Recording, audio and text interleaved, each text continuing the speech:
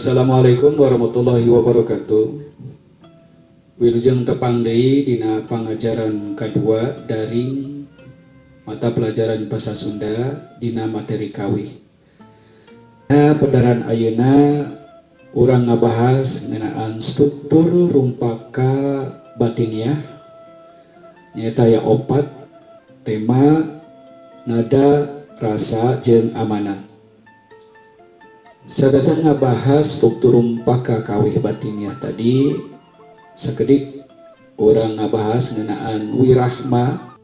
Harti wirahma lianti nuduhkeun kana murwakanti oge nuduhkeun kana guru wilangan dina rumpaka kawih.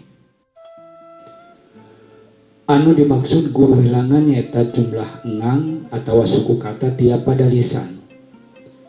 Engang atau suku kata contoh misalnya subang, subang berarti aya 2 engang. Jakarta, Jakarta berarti aya 3 engang. Pengertian muka 2 guru wilangan teh nyata jumlah pada lisan dina sapada. Ari pada lisan teh nyata baris, ari sapada nyata bait. Satajan orang dilanjut karena pedaran struktur rumpaka kawih, mangga orang ragapkeun heula ieu hiji kawih anu judulna Cinta Nusa.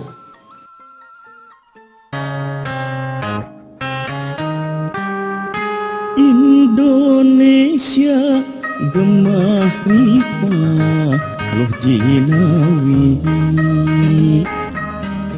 alam indah hejo lembok sugihudi, subur tutuhan benghar pepelakan, daun hejo nempok karaharjan lemah cai. Saparantosna urang ngaregepkeun kawih Cinta Nusa, mangga urang perhatikeun sabagian rumpaka tina kawih Cinta Nusa.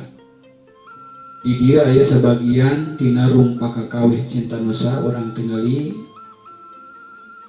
dina pada kahiji Indonesia gemah ripah loh Cinawi, didinya aya 12 dina harti berarti engang pada lisan kahiji eta aya 12.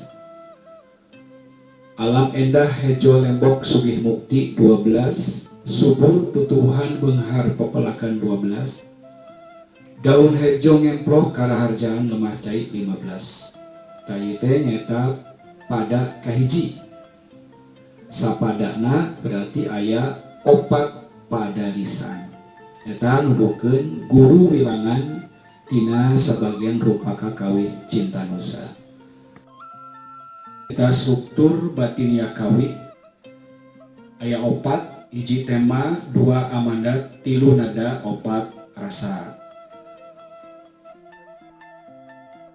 Naon anu dimaksud tema dina kawih? Nyata tema teh pokok pikiran nu hayang ditepikeun ku pangarang.